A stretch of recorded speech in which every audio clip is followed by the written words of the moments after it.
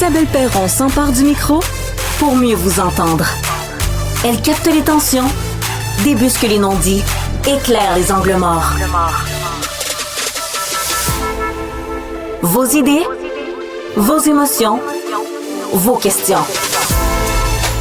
Parce que l'actualité, ce n'est pas seulement ce qu'on vous raconte. C'est aussi ce que vous vivez. Isabelle Perron. Placement d'Isabelle Maréchal qui sera de retour la semaine prochaine. Mais pour ce vendredi glacial, on accueille comme à l'habitude Olivier. Salut tout le monde. Est-ce que ça a bien été ton arrivée à la station avec le froid qui n'est pas encore mordant, mais il est là quand même? On sent que ça s'en vient. Oui, ça s'est bien passé aujourd'hui. Beaucoup de télétravail. La route a bien été, puis le froid était juste correct. Il y a également Florence. Là. Florence, est-ce que toi, tu es affectée par le froid? Est-ce que tu anticipes la fin de semaine? Parce que là, on voit des notifications partout de ressenti de moins 38, moins 50. T'envisages ça comment? Un peu pour ma voiture. Moi, je l'avais pas utilisée depuis mercredi. Puis ce matin, quand je suis arrivée, je me suis dit, oh mon Dieu, imagine qu'elle part pas. Moi, j'ai été chanceuse, elle a un petit peu de la misère, mais j'ai des petits enjeux avec ma voiture ces temps-ci, fait qu'on croise les doigts pour la fin de semaine. Il n'y a pas eu de... Oui, un petit peu. Mais finalement, elle est partie, j'ai dit yes, OK. T'es bonne. Sébastien, tu fait la route quand même de Trois-Rivières à Montréal. Comment ça s'est passé pour toi, puis comment t'envisages ta fin de semaine? Parfaite. Non, ça va bien aller. Hey, ce matin, ma voiture électrique, je pars, tout va bien parce qu'elle est branchée. On me dit, à destination, tu auras 14 Je me dis, c'est pas vrai, je vais arriver à 5-6, fait quand même froid. Je suis arrivé à 18 du bonheur, j'ai rentré du bois, on va chauffer le poêle, ça va être parfait. Mais toi, t'es celui qui va s'amuser dehors en fin de semaine. En dedans? T'as l'air d'un gars, je trouve, qui embrasse le froid comme personne. Oui, mais en dedans, c'est moi contre la température et je gagne à tout coup. T'es David ou Goliath? Je suis David. Tu sais, écoute, la température, c'est beaucoup plus grand que nous, certains philosophes diront.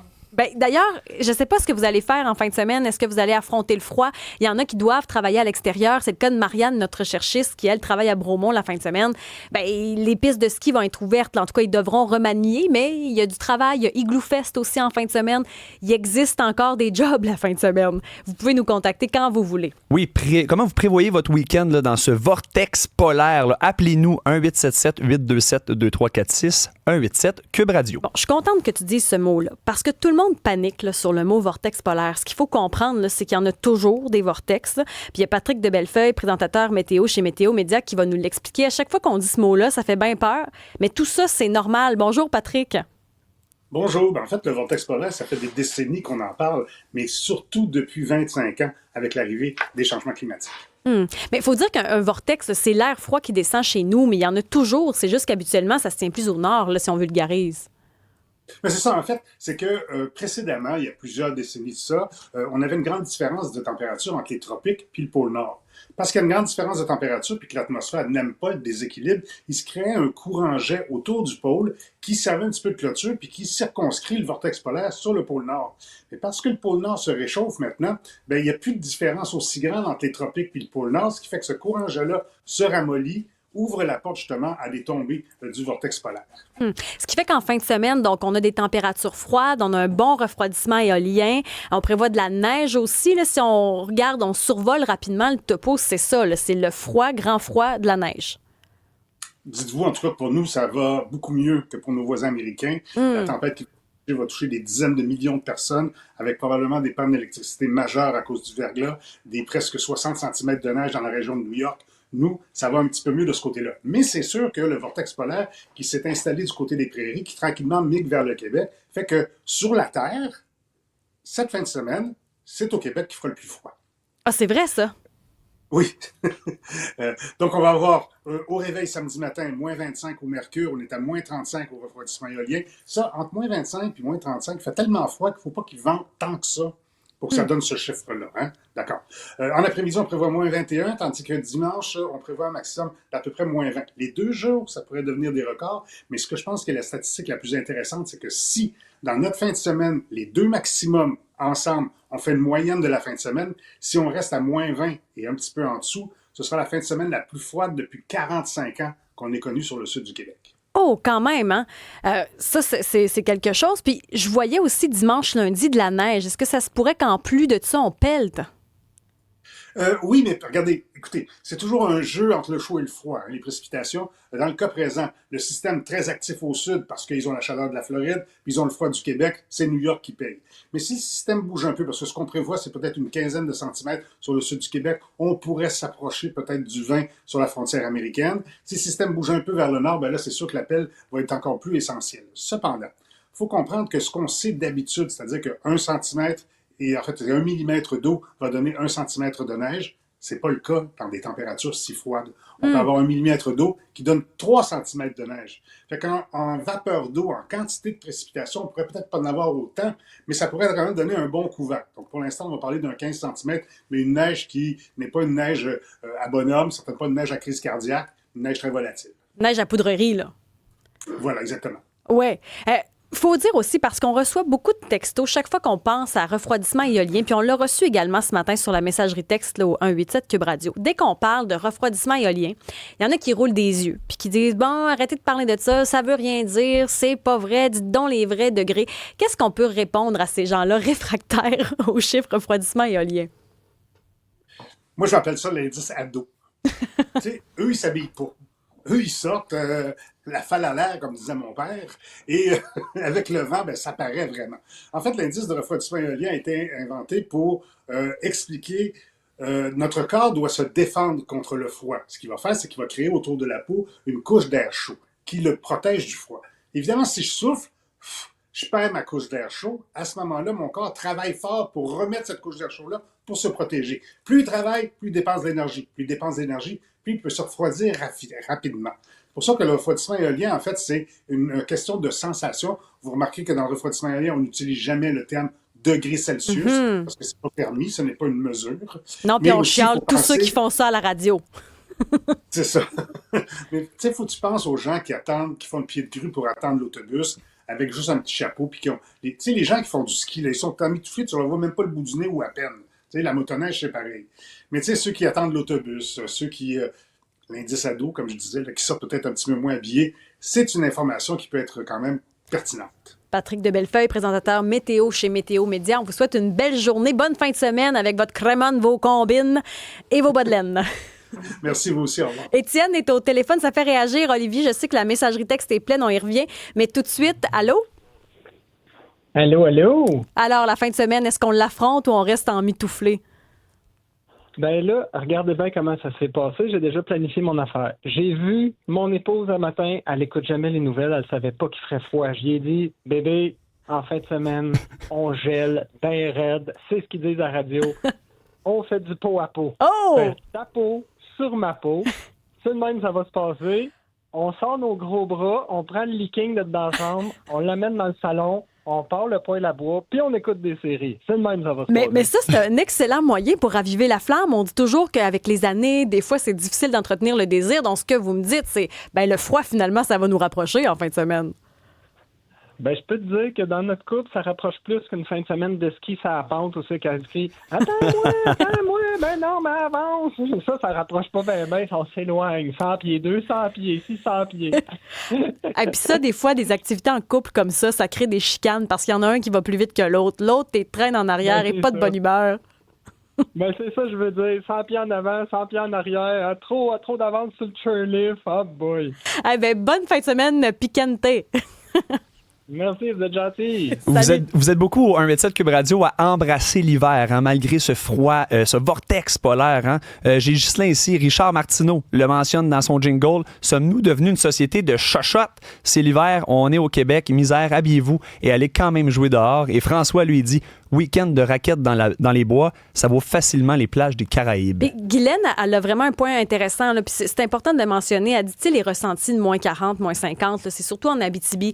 J'ajouterais aussi la Côte-Nord, le nord du Québec. C'est vrai que chez nous, dans le sud du Québec, on est dans le ressenti moins 36. Mais c'est vrai qu'on panique avec ça. Surtout le mot, je trouve, vortex polaire fait capoter tout le monde. Mais il y a ça à tous les hivers. Cendric Bouchard est avec nous, porte-parole d'Hydro-Québec. Bienvenue à Cube. Bonjour.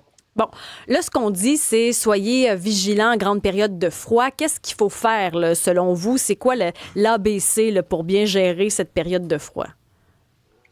Ben, si les gens veulent économiser sur leur facture et nous donner un petit coup de main, Juste pour être clair, on n'aura pas une consommation historique d'électricité au Québec. Ça, c'était en février 2023. On avait atteint 43 000 mégawatts.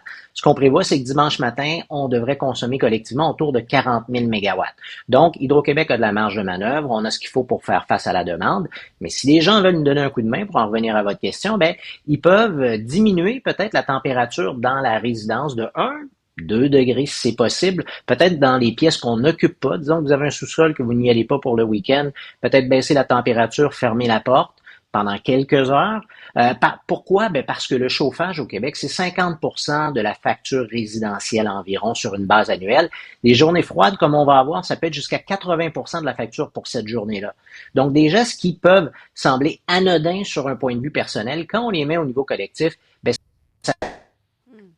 Mais ça coûte combien une vague de froid comme ça? C'est très difficile, évidemment, de mettre un prix précis sur ça. Évidemment, la facture, pour ce qui est de la consommation reliée au chauffage, c'est sur tout l'hiver, donc du 1er décembre au 31 mars. Ça, c'est la période hivernale pour nous.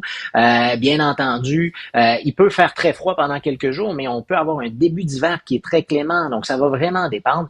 Mais règle générale, je vous disais, c'est à peu près 50% de chauffage de l'espace. Si vous diminuez votre température de consigne d'1 degré pour tout l'hiver, vous allez économiser environ 5% sur votre facture.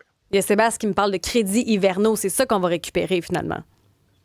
En fait, nos clients qui participent de façon volontaire à ILO, la tarification dynamique, et les entreprises avec les programmes de gestion de la demande vont effectivement être mis à profit dans les prochains jours. C'est-à-dire que pendant les périodes de pointe, 6h à 10h le matin, 16h à 20h, c'est là où on consomme de façon collective, de façon plus intensive.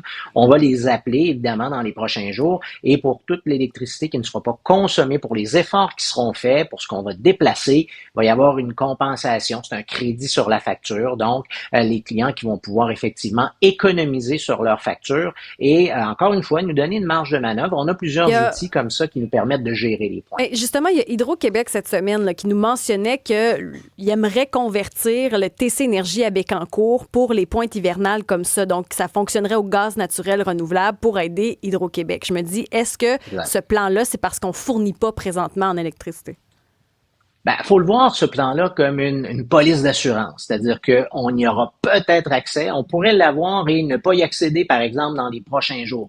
Mais reste que c'est une source, justement, qui est disponible rapidement en cas de pointe, quelques centaines de mégawatts. Donc, c'est comme ça qu'il faut le voir. Il y a d'autres leviers. Je vous mentionnais ceux de la tarification dynamique. Il y en aura de plus en plus au cours des prochaines années. Il y a aussi tous nos programmes en efficacité énergétique qui viennent faire une différence. Mais avec la transition énergétique, on a été clair. D'ici 2050, on va devoir produire 2 fois plus d'électricité pour la consommation au Québec, mais on va aussi devoir consommer mieux et au bon moment. Parce que les pointes de consommation, c'est une centaine d'heures sur une année qui en compte 8 760, mais c'est là où il y a un impact important. Ça c'est un point parce que d'un côté, on nous dit de faire attention à notre consommation quand tout le monde va utiliser l'électricité en même temps en pointe de froid, par exemple. Mais de l'autre, on nous dit, à Québec, entre autres, interdit de se chauffer avec le bois de chauffage, interdit d'utiliser cette façon-là pour se réchauffer qui, pourtant, pourrait nous permettre d'économiser sur l'électricité. On a l'impression qu'on ne sait pas sur quel pied danser.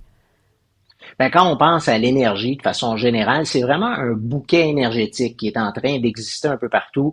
On a l'hydroélectricité, bien sûr, il y a l'éolien aussi, il y a des appels d'offres qui ont été lancés, il y a le solaire, on va avoir une aide également dans les prochains mois qui va être clarifiée pour que les gens fassent l'acquisition de panneaux solaires.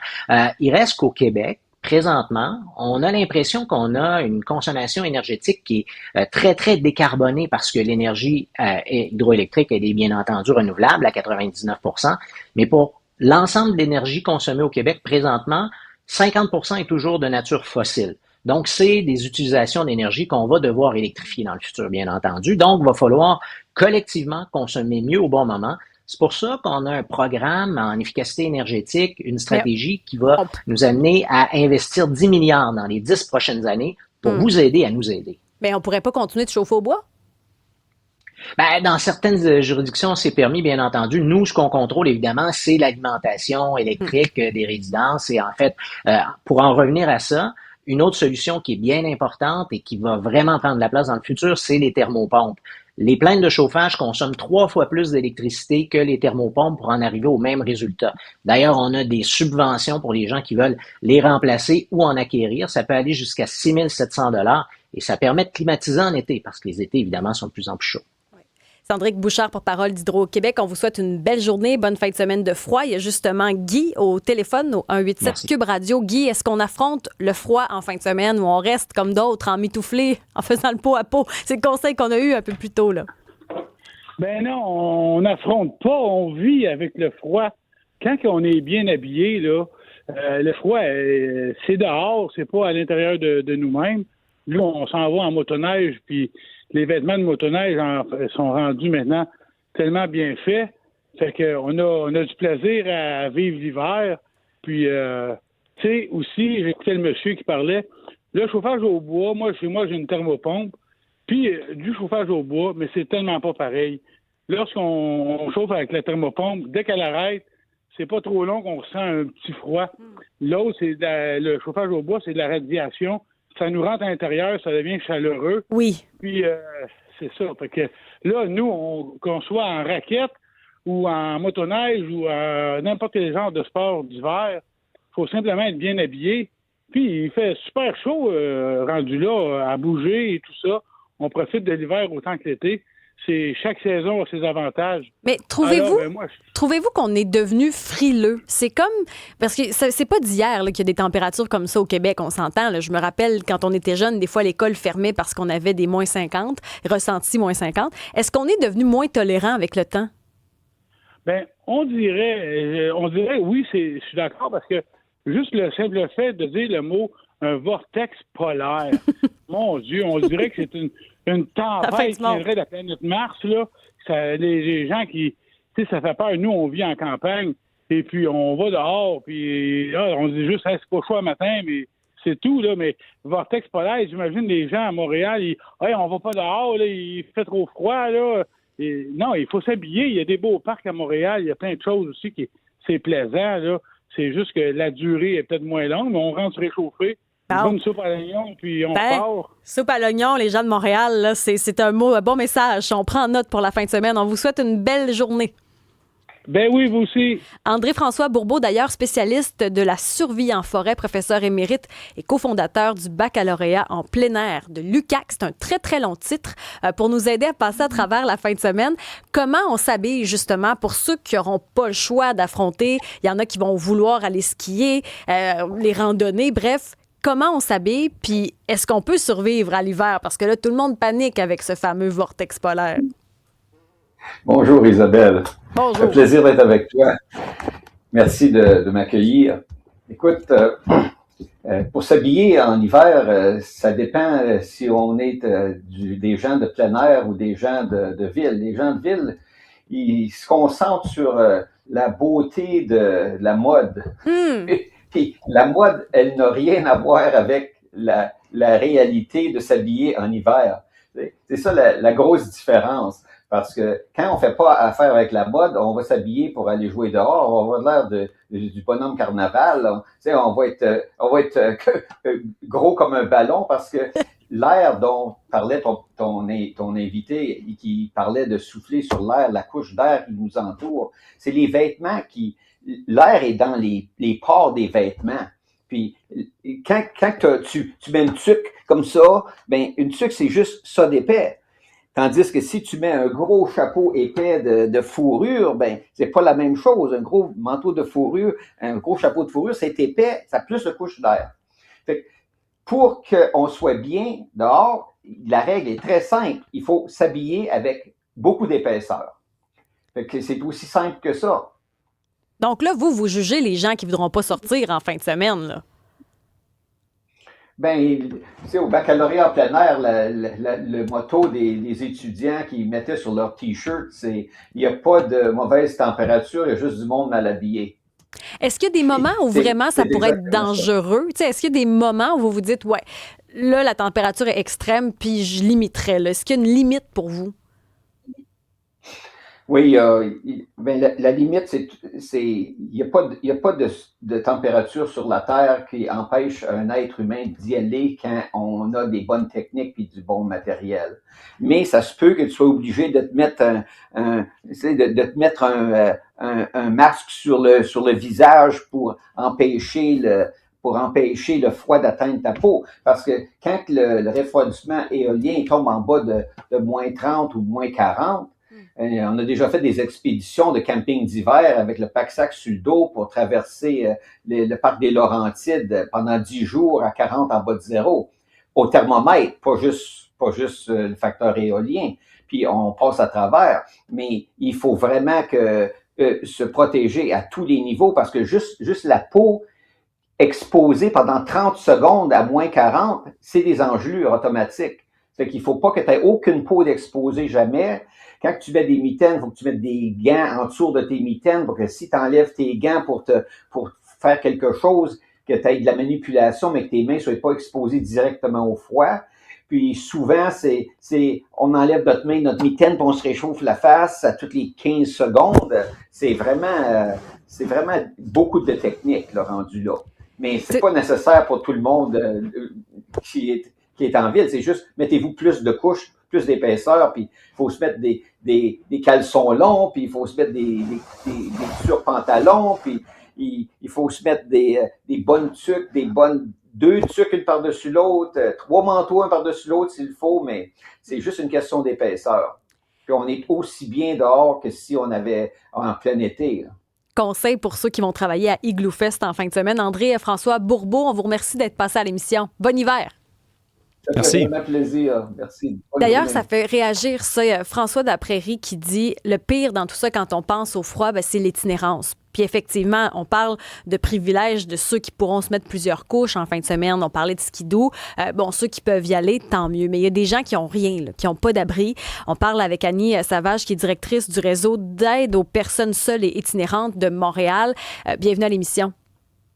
Bonjour. Bon, est-ce que vous êtes inquiète? Là, on traverse une espèce de vague de froid, 2-3 jours, mais même la semaine prochaine, on conserve des maximums de moins 10, moins 12 en ville. Est-ce qu'on est inquiet pour nos personnes en situation d'itinérance? Ben c'est sûr, hein. Puis nous, on l'est à longueur d'année. Là. L'inquiétude demeure très, très grande dans le contexte où il y a très peu d'alternatives à la rue, en fait. Puis c'est sûr que dans un contexte de froid extrême, c'est encore plus préoccupant. Ceci dit, on est équipé mieux que jamais cet hiver. C'est loin d'être parfait, mais on reconnaît vraiment là, tout l'effort qui a été mis pour augmenter l'offre de réponse dans le contexte de l'hiver. Et ça avait été promis là, par la nouvelle mairesse. Et vous dites, sur le terrain, on voit une différence. Les places supplémentaires de chaleur, oui, on le voit, ça aide. Oui, bien sûr. Puis là, on sait que sur papier, là, un peu plus de 500 places seront ouvertes au cours de l'hiver. Beaucoup sont déjà en opération, d'autres le seront là, graduellement dans les prochains jours, prochaines semaines. C'est des efforts, encore une fois, du communautaire. On est allé chercher des fonds résiduels. On a mis à la disposition des groupes, là, des locaux.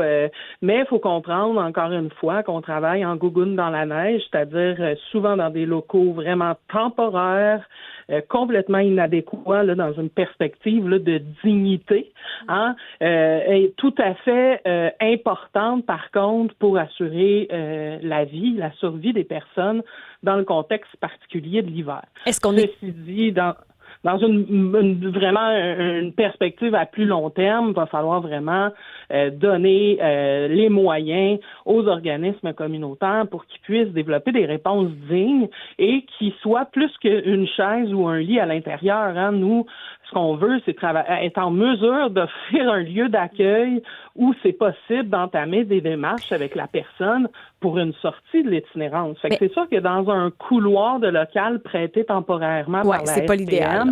sur des chaises, à part accueillir les gens, leur offrir un café, leur permettre de se déposer. C'est pas l'idéal. Chaleur, est-ce qu'on est capable, cette fin de semaine, d'accueillir tout le monde? Non, il y a des refus. Il y en a moins dans certains Comment on les lieux, choisit? là. On a déjà des échos du terrain de nos membres qui offrent, qui accueillent les gens dans des centres de jour, des centres de soir. Mais comment on les choisit, et- ces gens-là? Tu sais, à qui on dit oui, à qui on dit non? Ah mon Dieu, je pense qu'on n'est même pas dans les critères de sélection, là, plus que souvent des premiers arrivés, premiers servis. Là, tu sais, malheureusement, les lignes s'allongent, les gens développent un peu une connaissance des horaires, puis des heures où c'est propice à aller faire la ligne d'attente. Il y a des organismes aussi qui ont un petit peu plus de prévisibilité, qui ont développé des mécanismes d'accès facilitant. Il y a moyen, par exemple, de réserver, entre guillemets, sa chaise. Tu peux sortir à l'extérieur sans perdre ta place. Ça dépend vraiment de chaque contexte et de la capacité de chaque organisme en fonction, encore une fois, des conditions dont on leur donne pour opérer. Fait que c'est sûr que quand on finance adéquatement, qu'il y a le personnel formé, habitué, qui connaît les personnes, on est plus dans une capacité d'accueil, là, que je vais dire au seuil d'accès, avec le moins de critères possible. Mais déjà, souvent les groupes vont refuser, surtout par faute de place à l'intérieur. Ben, c'est ça qu'on craint au fait pour cette fin de semaine avec des ressentis, le moins 35, moins 36. Mais ça s'améliore. Bon. Tu sais, c'est loin d'être parfait encore une fois, puis on est en train de documenter les effets là, de l'augmentation là, du nombre de places. Mais ce qu'on a comme écho du terrain, c'est que ça mieux. s'améliore. Bon. Il y a encore, par contre, des refus, faute de place. C'est ça. On termine donc la journée sur une note positive. Annie Savage, directrice du réseau d'aide aux personnes seules et itinérantes de Montréal. On vous souhaite une belle journée. Je vous remercie. Au revoir. D'ailleurs, au retour, on fait un 180 sujets. Là. Vous pouvez continuer de nous écrire parce que la messagerie est pleine sur le chauffage au bois, entre autres. Là, le froid, ça fait réagir au 187 Cube Radio. Mais au retour, c'est un sujet qui polarise. Il y a des gens qui y croient dur comme fer. Il y a des gens qui trouvent que c'est n'importe quoi. On a vraiment les deux opinions. Est-ce que vous êtes déjà allé consulter une voyante? Est-ce que ça vous interpelle? Puis si vous y allez, qu'est-ce qui vous motive? Pourquoi vous avez envie? Qu'est-ce que ça vient combler comme besoin? Et là. Pour nous rejoindre, 1-877-827-2346, 187 Cube Radio.